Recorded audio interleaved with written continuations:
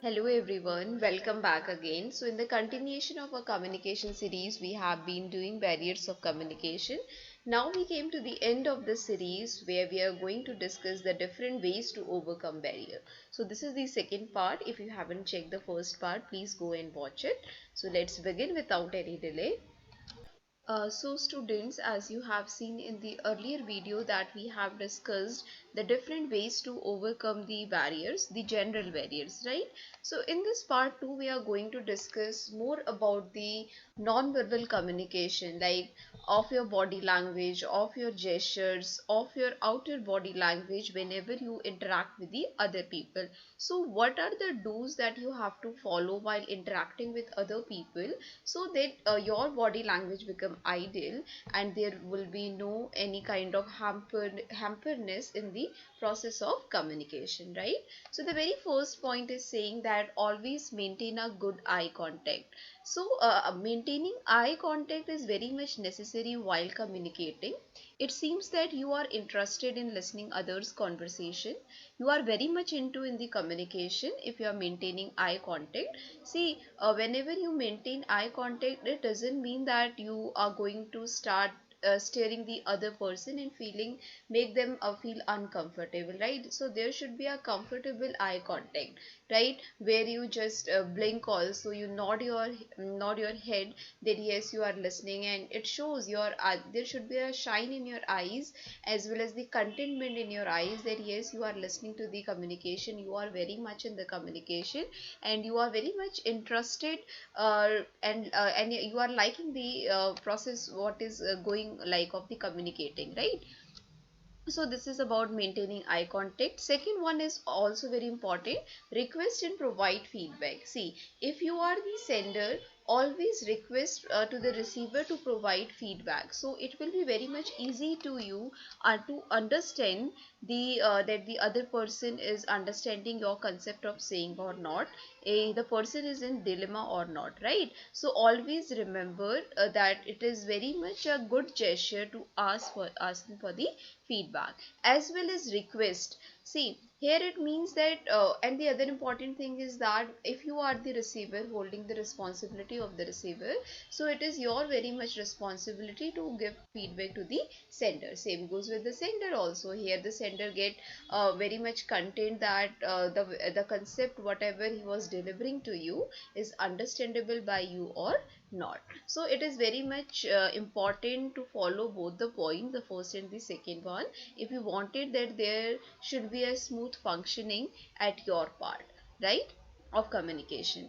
Third point is saying is that use encouraging small verbal comments. So here it means like when I talk about the body language and when you are conversing with the other people, your language should be ideal in nature, right? Little prompt you have to give while communicating, so it helps to retain the interest of the communication. It should not be very much boring. You are like you are just sitting idle there, you are not putting any expression at your face as well as you are not delivering or you are not doing prompt, you are not giving any kind of hint, like you are not saying yes you are correct, yes you are very right, we are on the same page, agree with you, I think in this way, like these kinds of small verbal comments you have to add in your communication whenever you communicate with the other people, so it helps to maintain interest between the two parties, right?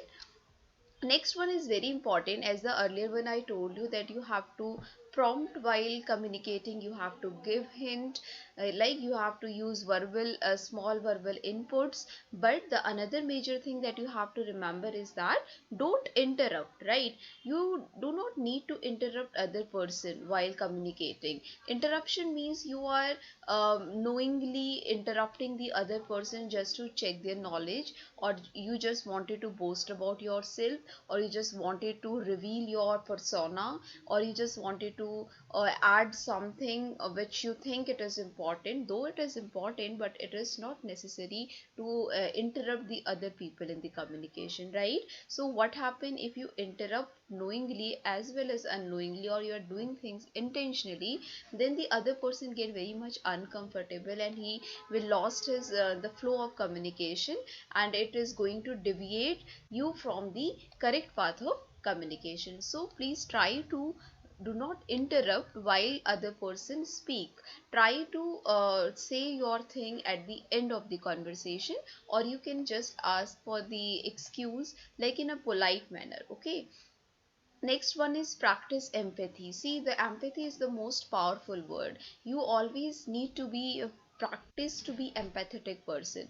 Always put your feet into others shoes, right? See, if somebody says you to some harsh word, you feel bad, definitely. So every time when you speak your words, be diligently reprocess of your communication, rethink while speaking, rethink while writing any kind of thing. Always have on the same page that these words, if these words is spoken to you, either these words are going to affect you or not. If you see that the if somebody speak the same exact word, what are you using for the delivering of the communication, you will be feel hurted or not, right? So always practice empathy. If you know the concept of empathy, then definitely I can assure you that there will be no hamperness in the functioning of communication, right? The last point is saying all, it's summing up, it's all the things like proofread and edit.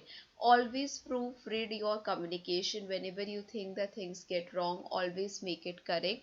See, if you talk about the oral and written communication, if you are writing some communication, then always recheck. If in rechecking you find out some mistake, always correct it. So proofreading means always reread your conversation, replan your communication while delivering.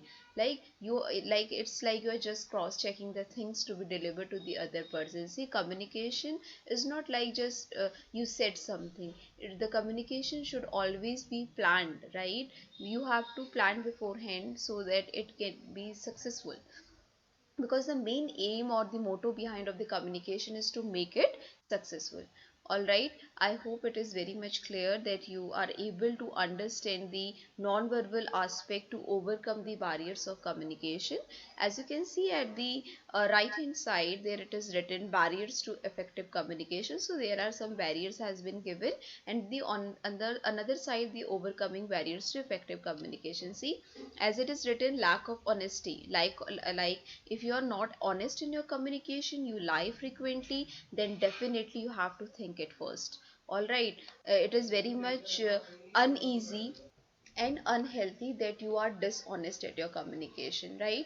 Next one is credibility gap. Like if you are not credible to your work, means the other person could not rely over you, then definitely you are just hampering the process of communication. Nobody is going to rely your words if you lie, right? So always try to be very much punctual, very much disciplined, very much honest, very much credible, that the other person find you trustworthy and they can share and impart information from you, right? So, and there are different barriers to effective communication which we have discussed in earlier videos.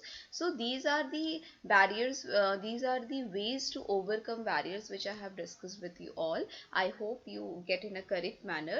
So if you found any problem, please let me know. So this is the end of our series of barriers of communication. We are going to start our new series related to communication with the another new video. So please stay tuned. Thank you so much for listening. We are going to come with the another very new topic and interesting topic that is going to be cover your whole of your syllabus. So thank you dear students for listening.